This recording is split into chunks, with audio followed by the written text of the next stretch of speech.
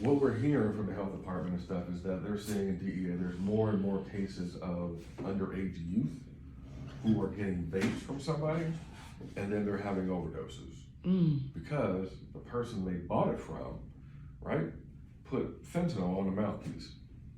And so when that youth went to go vape, they had an overdose. And so these aren't the ones that you buy in a store, but obviously you're under 21, you buy it from somebody else, they're seeing more and more cases where they're putting fentanyl on the mouthpiece. And so when I was at Buffalo Valley, end of last year, there was an older gentleman who was there because he was an alcoholic, he drank. However, he overdosed on fentanyl because where he was, somebody thought it was funny to put fentanyl on his mouthpiece of his bottle and then give him a drink. So when he took a drink of it, he overdosed. So to me, that's not crazy, that's not sick, that's just evil. That's just how I look at it. So we just have to be careful. And we'll talk about fentanyl test strips, which y'all will have in y'all kits, and it is no longer considered drug paraphernalia to have fentanyl test strips. So it used to be, up until March of last year, if you got stopped and you had fentanyl test strips, it was considered drug paraphernalia. Now it's not. So anybody can carry fentanyl test strips. And we'll go over how you test that, which we'll do now. It looks like.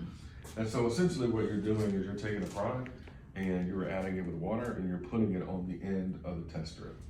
And then similar to COVID tests, if you remember when you had this little COVID test and it would tell you if you saw two lines, it didn't matter if one was darker than the other or lighter, as long as you could see two, right? And same thing here when it comes to the fentanyl, as long as you can see two lines, more than likely, there's gonna be no fentanyl there, right? If you see one line, there's a chance that fentanyl is present.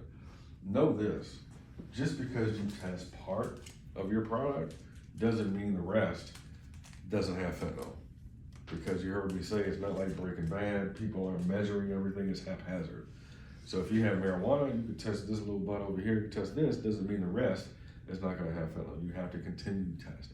And it's going to tell you if fentanyl is present, but it's not gonna tell you how much, but it will tell you. And so people use this to test if fentanyl is in the product because they have a high tolerance and they wanna make sure it's in the product. And people also test because they don't want to take a product that has fentanyl. So both groups of people test it for those reasons. So let me ask you a question. So you're an entrepreneur, right? You're a business for yourself. It just so happens your product is illegal, right?